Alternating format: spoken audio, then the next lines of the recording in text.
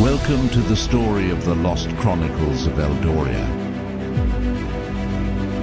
Part 2.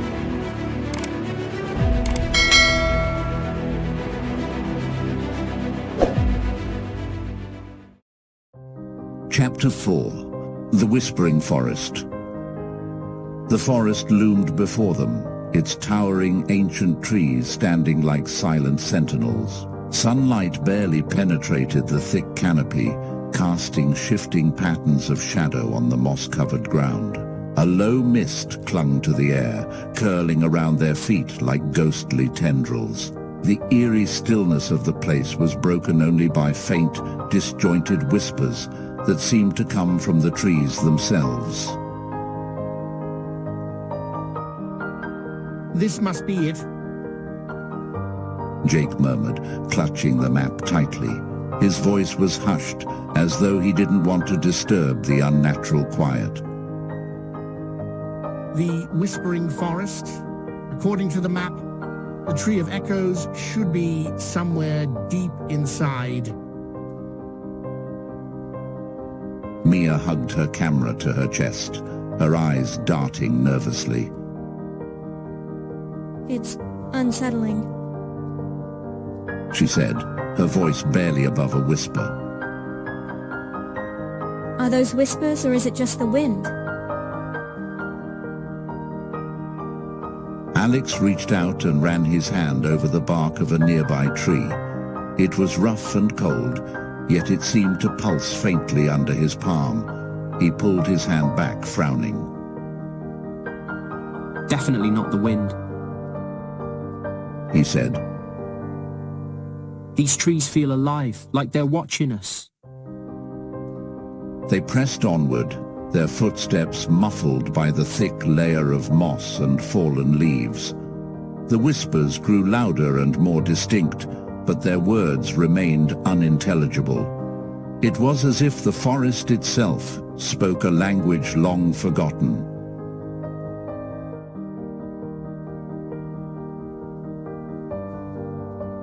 Mia froze mid-step, glancing over her shoulder.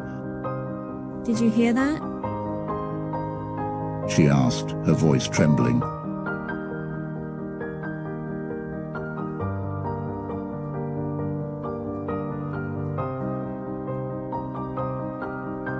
Same here, he said, his tone edged with unease. but it sounded like me. Jake's brow furrowed as he flipped through the pages of the worn book he carried. This place is known to play tricks on travelers, he said, his voice steady but tense. It disorients them with illusions. We need to stick together and focus. No matter what we hear, don't wander off.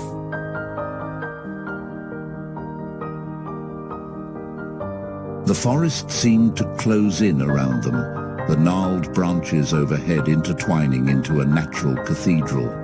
Strange fungi glowed faintly along the trunks, their light flickering in rhythm with the whispers. A sudden chill swept through the air, and the whispers shifted, their tones growing darker and more ominous. Shadows began to dart at the edge of their vision, quick and fleeting. Mia clutched her jacket, her breath fogging in the cold air. Okay, this is officially creepy. She said. Is it just me, or is the temperature dropping? Look, Alex said, pointing to the ground. our footprints, they're disappearing. The mossy floor seemed to writhe and shift, their tracks vanishing behind them as though the forest were erasing their presence. Jake adjusted his glasses, his hands trembling slightly as he studied the map.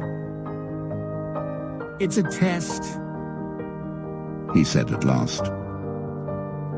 The Tree of Echoes only reveals itself to those who prove their determination. We need to find a path marked with runes. Look closely at the trees. They spread out slightly, their eyes scanning the massive trunks. The whispers intensified, overlapping into fragmented sentences. Some phrases seemed to echo their own thoughts, while others were warnings. Mia froze, staring at the faint glow of words etched into the bark of a tree. She read them aloud, her voice trembling. Turn back. You don't belong here. Great. Alex muttered, his voice dripping with sarcasm. A forest with a personality complex. Here. Jake called out suddenly, his voice tinged with excitement. He pointed to a massive tree, its bark etched with glowing runes. The carvings shimmered, pulsing faintly with light. They gathered around it, the whispers fading into a low hum. Jake reached out, tracing the intricate patterns with his fingers. Is this the Tree of Echoes? Mia asked, her camera capturing the scene. It's beautiful. Alex squinted at the runes, his skepticism plain. Beautiful. Try creepy. So, what now? Do we knock or does it start talking? Jake flipped through his book again, his eyes scanning the pages. It says to touch the runes in a sequence. He explained. Something about aligning the echo of the past with the present. He carefully pressed the glowing runes, one after the other. As he completed the sequence, a low rumble shook the ground. From the center of the tree, a holographic map burst forth, shimmering with ethereal light. The trio stepped back, their eyes wide with awe. The map revealed a glowing path, leading them to their next destination. But the moment of wonder was short-lived. The whispers abruptly ceased, replaced by an oppressive silence. Did it work? Alex asked, but Mia wasn't listening. Her head snapped toward the sound of footsteps crunching on the forest floor. We're not alone. She whispered. In the distance, shadowy figures moved through the mist, their shapes distorted by the swirling fog. Flashlights cut through the gloom, and voices low and guttural echoed faintly. It's the Syndicate. Jake said, his voice urgent. He snapped a quick photo of the holographic map with his phone before it disappeared. Run! Alex shouted, taking the lead. The forest seemed to come alive as they fled. Branches swayed, roots twisted, and the path ahead shifted, forcing them to weave and scramble. Behind them, the shouts of Syndicate agents grew louder, their flashlights dancing through the mist. The forest, it's trying to trap us. Mia cried, dodging a low-hanging branch. Then let's not stick around to find out what happens next. Alex growled, his jaw clenched as he pushed forward. The glowing map in Jake's hand flickered faintly, their only guide as they disappeared into the dense foliage. Their breaths came in ragged gasps, hearts pounding as the forest closed in around them. Chapter 5. The Crystal Caverns.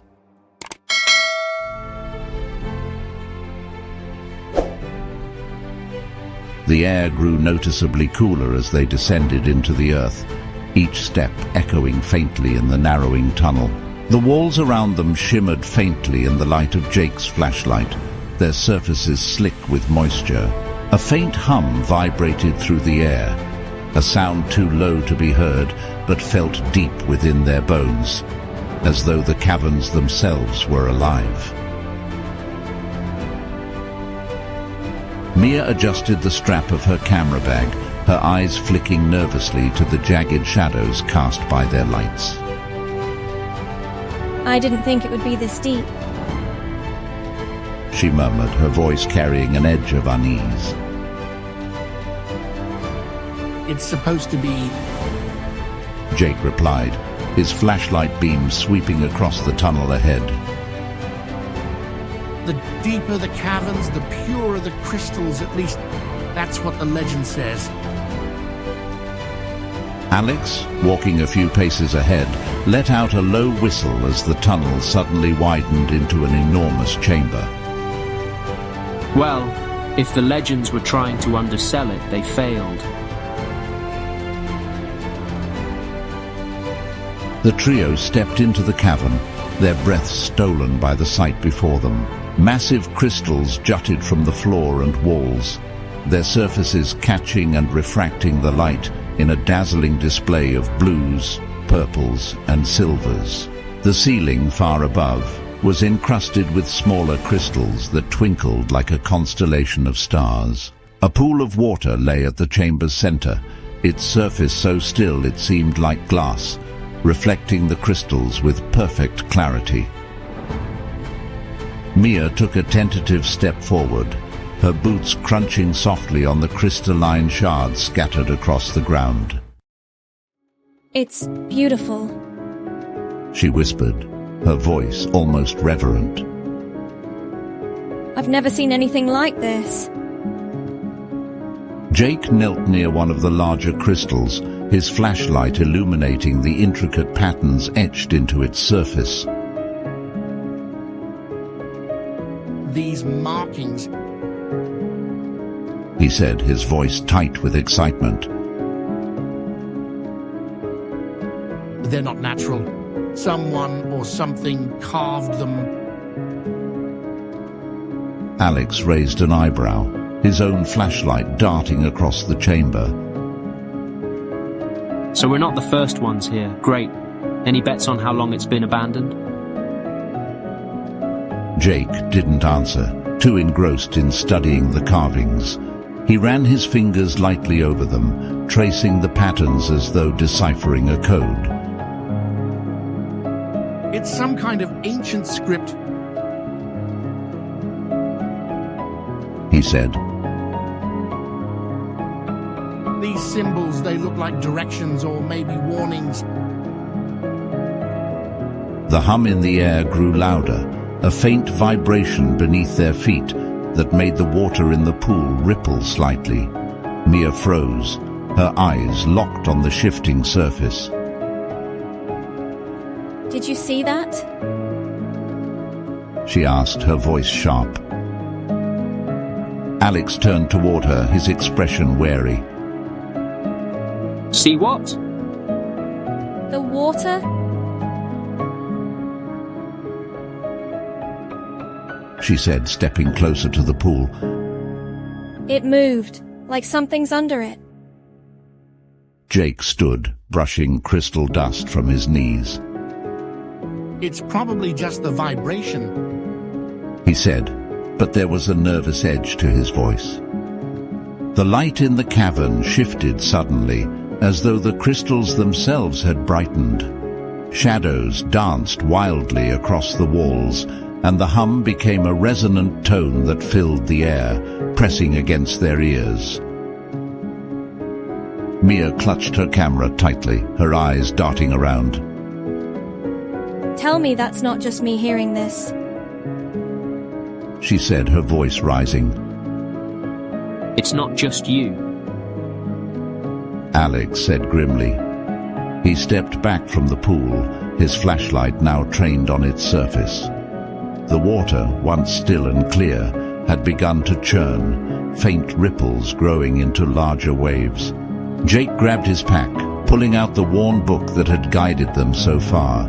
He flipped through its pages frantically, his fingers trembling. The crystals, he muttered. they're reacting to something. Maybe our presence. As if in response, the crystals emitted a sharp, resonant note, and a beam of light shot from one of the largest formations. The beam struck the pool, illuminating it from within. Shapes began to form in the water, twisting, writhing figures that seemed to move with a life of their own. Mia took several steps back, her breath coming in shallow gasps. What is that? She demanded, her voice barely a whisper. It's a projection. Jake's eyes were wide as he stared at the water. It's a projection. He said. A memory, maybe. The book mentioned something about the crystals storing echoes of the past. The figures in the water coalesced into a scene, a group of robed figures standing in the cavern, their hands outstretched toward the crystals. They chanted in a language that none of them could understand, their voices rising and falling in a haunting melody. The image flickered, then faded, leaving the pool dark and still once more. Alex exhaled sharply, shaking his head. Okay, that's enough ancient crystal magic for one day, he said. Let's grab whatever we came for and get out of here before this place decides to collapse on us. Jake ignored him, his eyes fixed on a particularly large crystal near the edge of the pool. It glowed faintly, its light pulsing in time with the hum. That one, he said. It's the source. He stepped closer, reaching out to touch the crystal. The moment his fingers made contact, the cavern was flooded with light. The ground shook violently, and the hum became a deafening roar. Jake, what did you do? Alex shouted, grabbing Mia's arm and pulling her away from the pool as cracks began to spiderweb across the floor. Jake stumbled back, his hand still glowing faintly from where it had touched the crystal. I didn't do anything, he shouted back, his voice barely audible over the noise. The cavern began to collapse, massive shards of crystal breaking free from the walls and ceiling, crashing to the ground with deafening force. The trio scrambled toward the tunnel, the light from the crystals flickering wildly. Mia glanced back over her shoulder, her eyes wide with terror. It's like the whole place is coming apart. Alex gritted his teeth, leading the way. Then run faster. They barely made it into the tunnel as the cavern behind them caved in, the hum finally dying away into silence. Dust and fragments of crystal filled the air, and the tunnel shook with aftershocks. Jake clutched the map to his chest, his breaths ragged. The crystal, he said between gasps. it showed us something important. Alex glared at him, his face streaked with dirt and frustration. Yeah, was it worth almost dying for? Mia, still catching her breath, glanced at Jake's glowing hand. What happened when you touched it? Jake looked at his hand, his expression unreadable. I think it gave us the key to the next step. The three of them exchanged a tense glance before continuing down the dark tunnel, the faint light of Jake's glowing hand, their only guide.